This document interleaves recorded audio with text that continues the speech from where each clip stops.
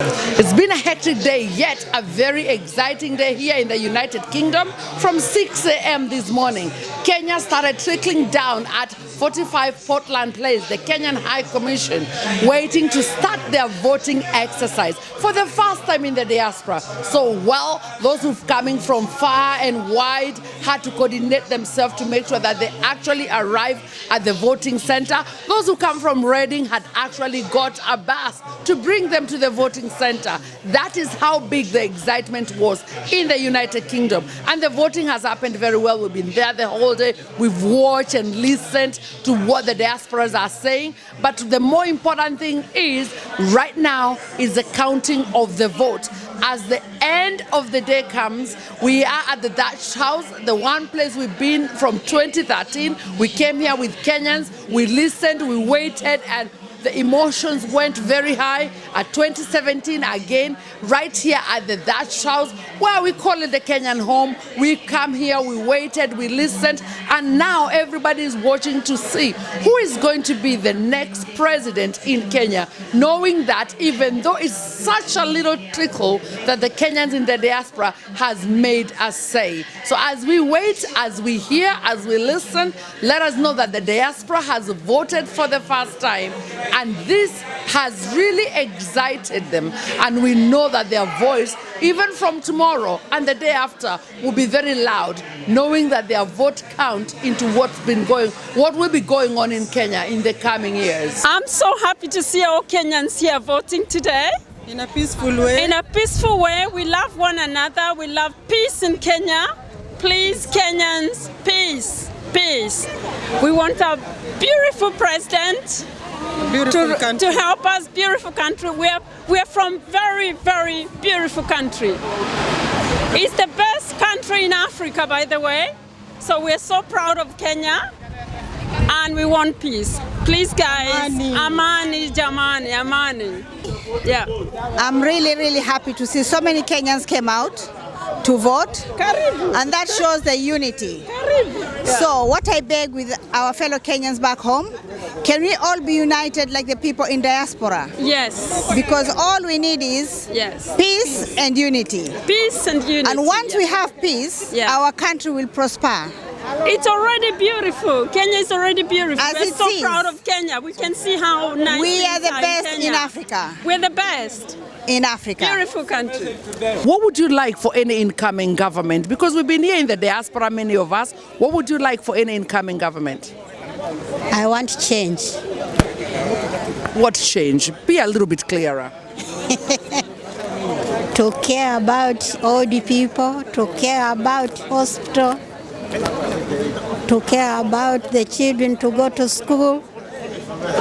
I think our diaspora want to see the continued greater linkage. They want to see greater partnerships. They want to see greater involvement.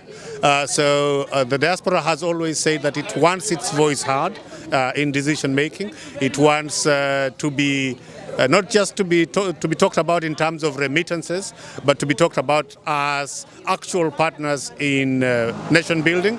And I think that's really the challenge, to put together a path that allows the diaspora to feel they are involved in government. Mostly, what I would like my presidential candidate to do is to reconcile the country. Whoever comes there, because the country is so divided, it's still divided within ethnic lines, and whoever comes in power, I would like them to reconcile the country, to bring peace and stability, because that's the most important thing in my heart, is peace and stability. That is what I like my candidate, or whoever comes in power, or whoever comes, whether it's Raila, whether it's Ruto, whether it's Wajakoya, whoever comes into power, let them reconcile the country first, because we need that. We need people to bring that love back for Kenya, because Kenya is a land of peace, and we need that peace to come back in Kenya. The peace that we knew, it's an island of peace, and it should come back to Kenyans. That's what I wish. Well, there are quite a lot that we expect from the next government, and first and foremost, I would want the economy. In the first place, we could see that as per things are at the moment, really, people are struggling. So if possible, the incoming government to make sure that they could put in place things which could make life easier for the Kenyans because they are really struggling at the moment. That's the priority. Diaspora, we do a lot of submissions back home, and we'll try to find a situation where a lot of this burden will be taken off our shoulders. For example, both the manifestos are talking about maybe free healthcare or subsidized healthcare. That is something that I think will really do good to the economy, because when people are looked after in terms of health, all other things falls in place.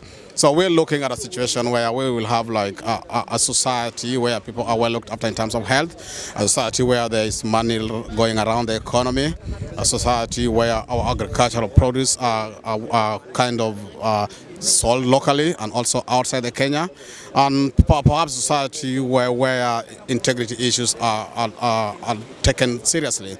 Where if you're found to be guilty of some corruption or some crimes, you are held to account for it.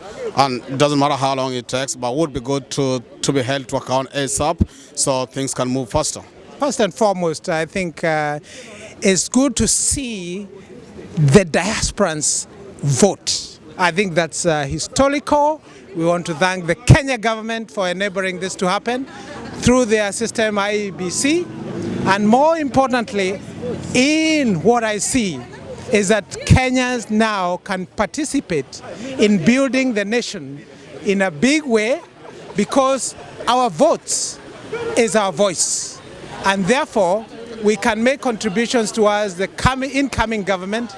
And I'm hoping that they will also give us an opportunity to serve in that new government that is coming. We have something to offer. We have lots of things to offer. We have investment in position. We have the influence that is required from the diaspora.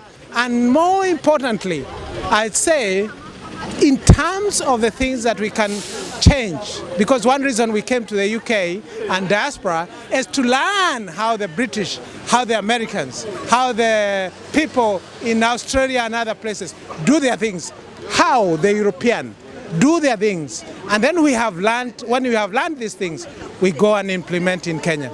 And therefore, having the opportunity to do so through voting, I think it gives us an opportunity also now to implement it on the ground. I came to vote because I'm so patriotic to my country. I love my country. First and foremost, it is about people first. People first, because all politics is about people. Yeah, people first, effective policies, and everything will work. But people first, whichever way, people first. It has to be a people-driven government, people-driven initiatives, and again, I say, people first. Diaspora, we need a lot of representation. We are one of the biggest money senders back home, but that cannot be only it. We also have needs which need to be addressed. I know somebody will tell me there is the Ministry of Foreign Affairs. That is not enough. Why don't we have our own, I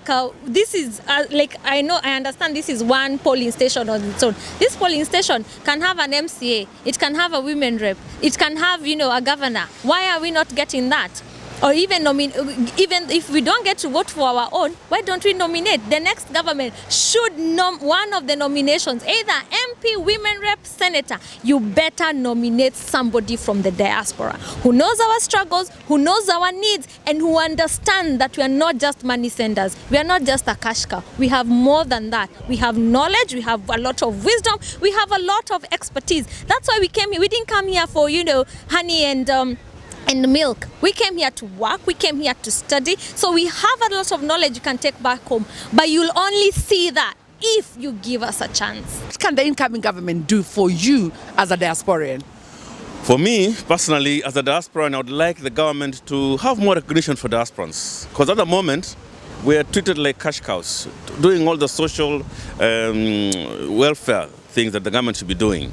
So we would like to have policies in place to actually reduce the pressure on diasporans as well. Now, we've seen many countries voting, and the next day we see the country running. Like here in the UK, we vote, you go on with your business. So how can we get Kenya to be that ripe in such that 10th of August, people will be back into the... What can we do as diaspora to bring that peace back, no matter who goes in? Talk to your people back home, call them, send messages, preach peace. Increase, if you can sponsor civic education. We need more people to learn more about voting. We need more people to learn about their rights, to understand that you don't have to go on the street and fight or riot, but you can actually hold people to account, and your word, you can be listened to. That's what you need from the next government. Well, I was reading somewhere today that says like a bad government is voted by civilians or citizens who refuse to vote, or rather a bad government is voted by good citizens who refuse to vote, who refuse to take their civic duty seriously. We as a diaspora, we have voted, we have really cried for this right to vote. We are here. And we are saying, even though we are so far, we are very close, because Kenya is our home. We carry it in our heart. So the next government needs to know, diaspora, we are actively going to engage. Yes. Our eyes are open. We don't want to hear no corruption. And as we said, even the Ministry of Foreign Affairs, we need you to have diaspora as one of your big agenda, because it's been very hard for us in the diaspora. I'm a community leader. It's been very hard to access the Ministry of Foreign Affairs. And saying that, in London, we want to say anybody who comes in, let them be democratically trained, so as we can really have that kind of closeness within the diaspora. We want to bring back that community link, really. We're looking forward for that.